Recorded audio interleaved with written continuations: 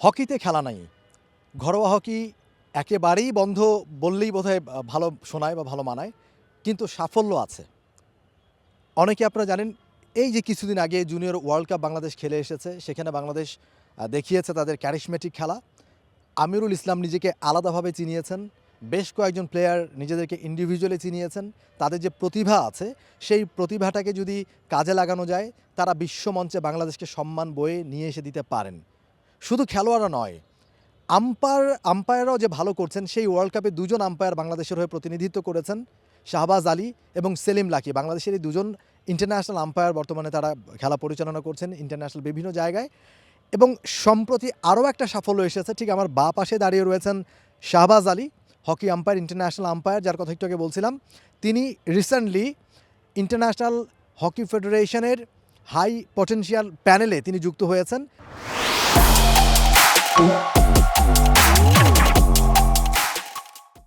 এইটা বাংলাদেশের জন্য আসলে কত বড় একটা পাওয়া, কত বড় সম্মানের।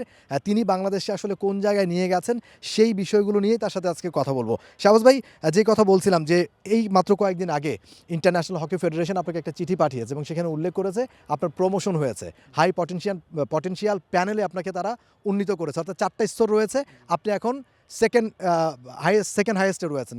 1 নম্বরে গেলে সবার উপরে, সেটা 4-এ ছিলেন আপনি, 4 থেকে আপনি 2-এ চলে এসেছেন, আর একটা স্তর গেলে আপনি সর্বোচ্চ স্তরে পৌঁছাবেন। এইটা আসলে এই যে হাই পটেনশিয়াল প্যানেল, এইটা কি একটু যদি আমাদেরকে ডিটেলটা বলেন। মানে আপনি যেরকম বলছেন যে হকি, ইন্টারন্যাশনাল হকির 4টা প্যানেল আছে।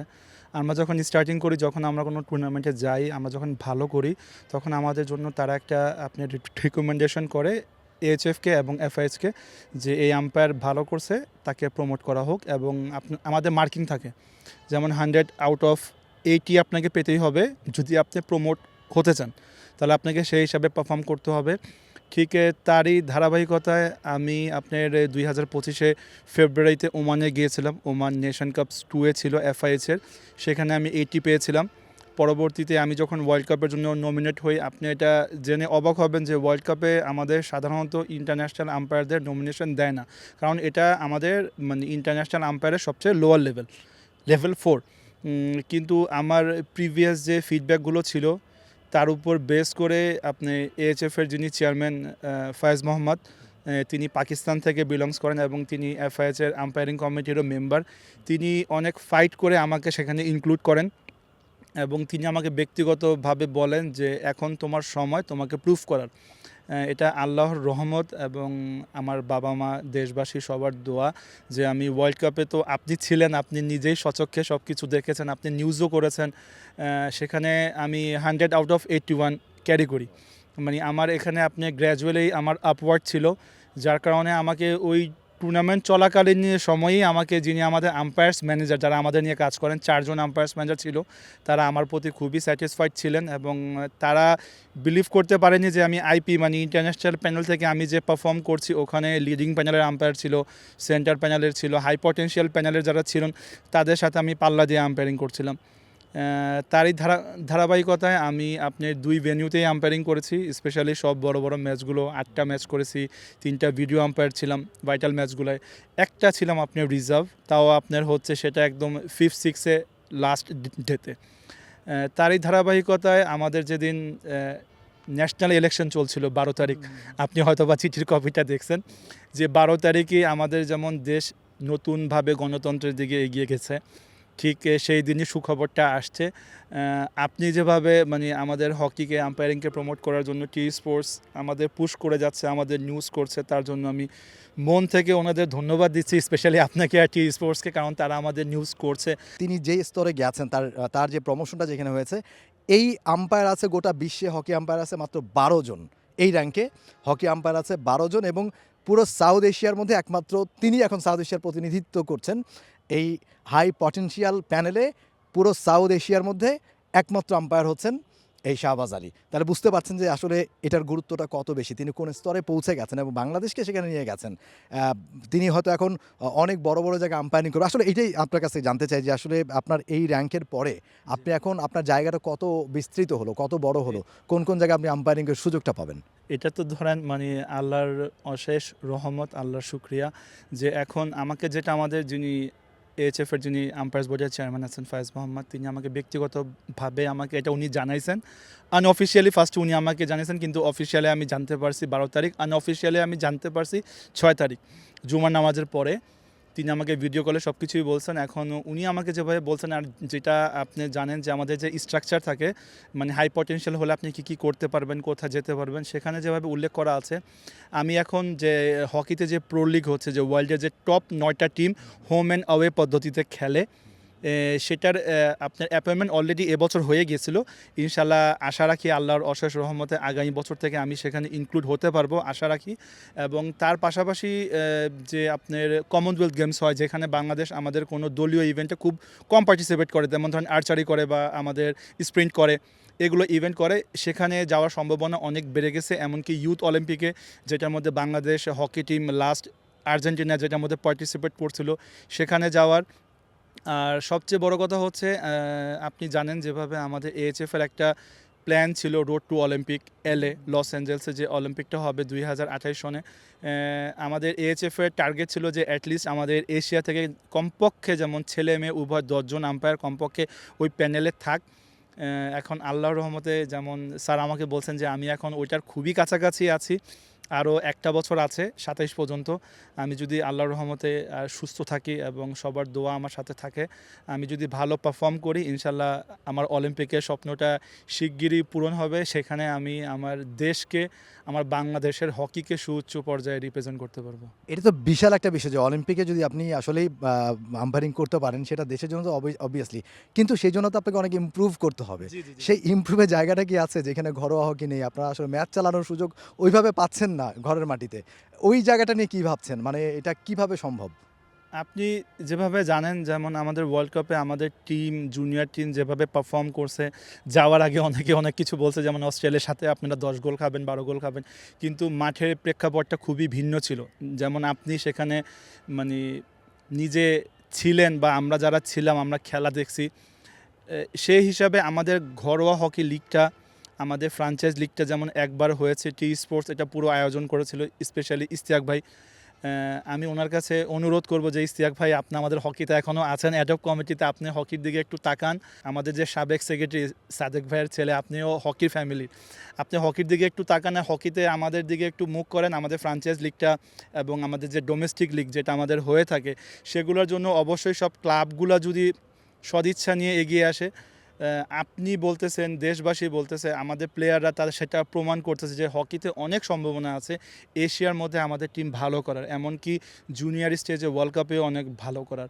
এখন জুনিয়র যে প্লেয়ারগুলো আছেন, আমি প্লেয়ারদের কথাই বলি, তারা যেভাবে পারফর্ম করতেছে, কারণ এখন ধারাবাহিকভাবে তারাই কিন্তু সিনিয়র ন্যাশনাল টিমে খেলবে। তারাদের যদি আমাদের ডোমেস্টিক লিগ হয়, আমাদের যে আগে যে কর্পোরেট লিগগুলো হইতো, অফিস লিগ হইতো, আপনি যুব হকি হইতো, ন্যাশনাল চ্যাম্পিয়নশিপ হয়, ফ্রাঞ্চাইজ লিগ হয়, এগুলো যদি নিয়মিত হয়, ইন 5 ইয়ার্স বাংলাদেশ হকিতে অনেক ডেভেলপ করবে, এটা নিঃসন্দেহে বলা যাচ্ছে। কারণ আপনি যদি লাস্ট যখন আমাদের ওয়ার্ল্ড লিগের প্রচলন ছিল, যখন চয়ন ছিল, জিমি ভাইরা খেলছিল, তখন কিন্তু আমাদের 6 মাস হকি খেলা ছিল কন্টিনিউয়াস 6 মাস আমাদের লিগ ছিল, অফিস লিগ ছিল, ন্যাশনাল চ্যাম্পিয়নশিপ ছিল, সবাই খেলায় ছিল। আপনি যদি ইউটিউবে যান বা হকির সেই প্রিভিয়াস ইটা দেখেন, যেমন নান্নু ভাইও ওই সময় টিমে ছিল, নান্নু ভাই এখন বিএসপির কোচ, ওনারা ছিলেন। ওনারা যখন ইন্ডিয়া ওয়ার্ল্ড লিগ খেলতে গেছেন দিল্লিতে, তখনও ফেডারেশনের ফান্ডিংয়ের অনেক প্রবলেম ছিল। ওনারা বাই রোডে গেছেন, দিল্লিতে বাই রোডে কতক্ষণ যেতে হয় এটা আপনি ভালোভাবে জানেন, 24 ঘন্টা থেকে প্রায় আপনি 32 ঘন্টা ট্রাভেল করতে হয়। ওনারা ওই দিন পৌঁছায়া 24 ঘন্টা ট্রাভেল করে ইন্ডিয়ার সাথে ওনারা 5-2 গোলে হারছে, অনেক ভালো পারফর্ম করতে, সবাই বলতেছে তার মানে এখন মানে আপনার চাওয়াটা হচ্ছে যে ক্লাবগুলো যাতে এগিয়ে আসে বা অবশ্যই। সবাই এগিয়ে আসুক, মানে খেলা যদি অবশ্যই। মাঠে থাকে, জি। আপনারা আম্পায়ারিং করার সুযোগ পাবেন, আরও ইমপ্রুভ করার সুযোগ পাবেন, অবশ্যই। নিজেদেরকে যাচাই করার সুযোগ পাবেন, এবং ইন্টারন্যাশনাল সার্কিটে গিয়ে আপনারা ভালো করবেন, দেশের জন্য সম্মান বয়ে নিয়ে আসবেন। অবশ্যই। বিষয়টা ছেড়ে আরেকটা বিষয় একটু বলবেন, আপনি আসলে চাকরি বাকরিও করতে পারেন এই আম্পায়ারিংয়ের জন্য, জি। কারণ আম্পায়ারিং করতে গেলে একটা আলাদা সময় লাগে। জি। হয়তো যেখানে আপনি চাকরি করবেন সেখানে তারা ওই সময়টা আপনাকে ছাড়বে না, ওই সময়টা দিবে না, এগুলো ভেবে, বা ব্যাটে বলে মিলে নাই, আপনি চাকরি পর্যন্ত করেন, সেই স্যাক্রিফাইস আপনি করেছেন, এখনও করে যাচ্ছেন, আম্পায়ারিং করে দেশকে অনেক ভালো জায়গায় নিয়ে যাওয়ার জন্য চেষ্টা করছেন, এবং সেটা করেছেনও আপনি, সম্মান বয়ে নিয়ে এসছেন। নিশ্চয় ভালো লাগছে বিষয়গুলো। অবশ্যই। তারপরেও কি মনের মধ্যে কোথাও কোনো কষ্ট আছে কোনো কিছু নিয়ে? এই যে চাকরি করতে পারলেন না এই আম্পায়ারিং এর জন্য, আম্পায়ারিংটাকে ধরে রাখতে চেয়েছেন। জি। আ কোথাও কোনো কষ্ট কাজ করে, আক্ষেপ কাজ করে? সেই আক্ষেপ তো আছেই, হয়তোবা সেগুলো বলা হয় না, কারণ আপনি যখন কোনো কিছু অ্যাচিভ করেন হয়তোবা সেই আক্ষেপগুলো কিছুক্ষণের জন্য হলেও আপনার সেটা মুছে যায়। কিন্তু দেখেন দিন শেষে কিন্তু আমিও একটা ফ্যামিলি ম্যান। আমার একটা ছেলে আছে। আমার ছেলের জন্য চিন্তা করতে হয় তার ফিউচারটা কী হবে।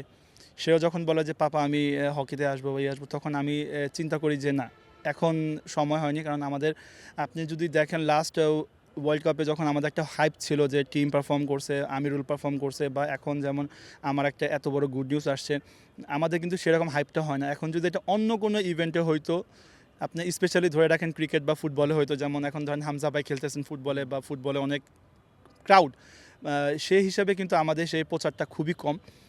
আমাদের হাতে গোনা কয়েকজন সাংবাদিক ভাই আছেন, যেমন আপনি আছেন বা চ্যানেল 24 ফয়জুল ভাইরা আছেন, যারা স্পোর্টস সাংবাদিক আছেন, তারাই আমাদের নিউজটা করে যাচ্ছেন।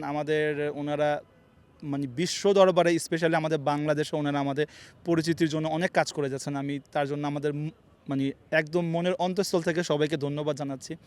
কিন্তু এখানে যদি ধরেন ক্রিকেট হয়তো, যেমন ধরেন সৈকত ভাই এখন টি-20তে আম্পায়ারিং করতেছেন, বা উনি যদি কোনো জায়গায় ট্রাভেল করেন বা কোনো টুর্নামেন্ট করেন, ওইটার কিন্তু হাইপটা কিন্তু অন্যরকম হয়।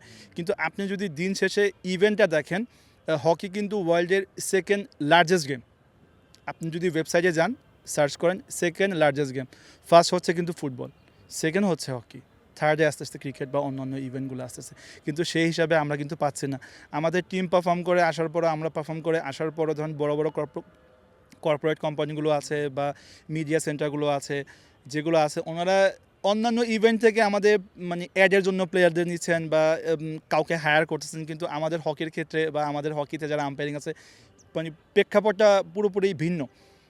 এখন আমার মানে আপনি রিকোয়েস্ট থাকবে, আমাদের যদি লোকাল খেলাগুলো পুরো দমে ফিরে আসে, তখন আমাদের সেদিক দিকে আর ফিরে তাকাতে হবে না। কারণ লোকাল খেলা থাকলে আপনি সব জায়গায় কাজ করতে পারতেছেন। আর মাঠে যদি খেলা না থাকে, তখন যখন আমরা বাইরে যাই, কোনো অ্যাপয়েন্টমেন্ট থাকে, আমাদের পারফর্ম করতে কষ্ট হয়। নতুন সরকার গঠন হয়েছে, হয়তো ফেডারেশনগুলোতেও খুব দ্রুত চেঞ্জ আসবে।